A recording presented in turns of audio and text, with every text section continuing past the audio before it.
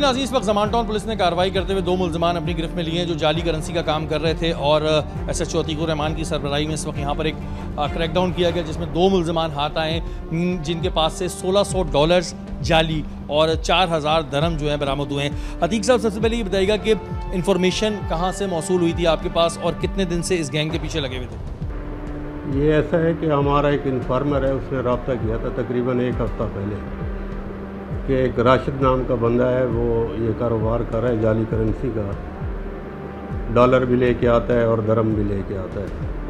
तो उस इन्फॉर्मर के ज़रिए हमने इसको ट्रैप करवाया। फिर इसने दूसरा मुल्ज़िम इसने अरेस्ट करवाया, यूसुफ नाम है उसका। ये बैन सूबाई गिरोह है, बलूचिस्तान से ऑपरेट करते हैं ये, दरम भी और डॉलर वगैरह भी। तो इस तरह अल्लाह ताला ने हमें कामयाबी दी और ये दोनों अरेस्ट हुए और बरामदगी हुई है। बिल्कुल जी, बड़ी कार्रवाई हुई, दोनों मुल्ज़िमान मौजूद हैं। क्या नाम है तुम्हारा?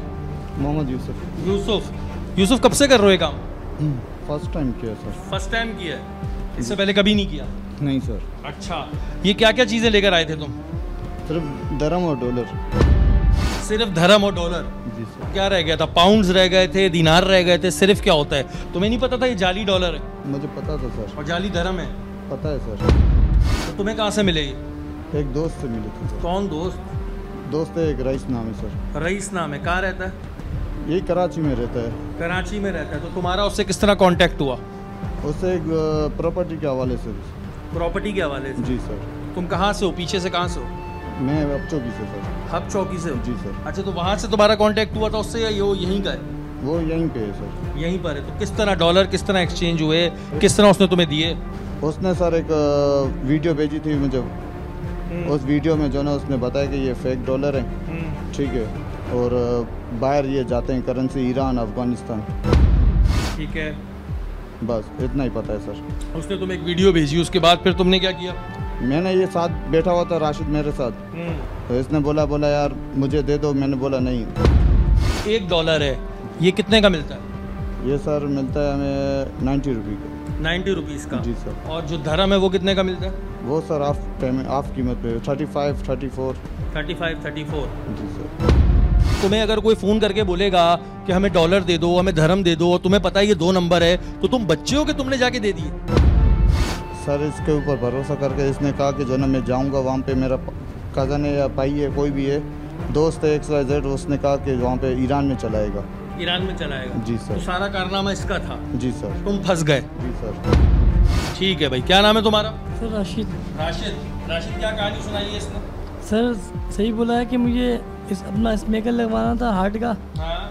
तो मैंने इनसे ये 1600 लिए थे, तो मैंने दिए थे बंदे को, जाहिद नामी शख्स को।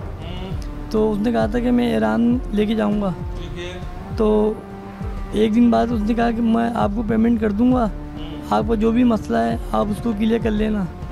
मैंने कहा ठीक है। तो फिर उसने मुझे बस यही मसला। अच्छा, नहीं, मुझे एक बात बताओ ना, तुम क्या काम करते हो? सर मैं इसके ज्वेलरी, आर्टिफिशियल ज्वेलरी होती है उसका काम करता हूँ। आर्टिफिशियल ज्वेलरी का काम करते हो? तो तुम्हें ये पता था ना ये 2 नंबर चीज़ है? सर फर्स्ट कॉपी का था मुझे। First copy? और क्या मतलब, नोटों की कौन सी कॉपियाँ होती हैं तो तुम बोल लो फर्स्ट कॉपी का था? मतलब पता था ना 2 नंबर है।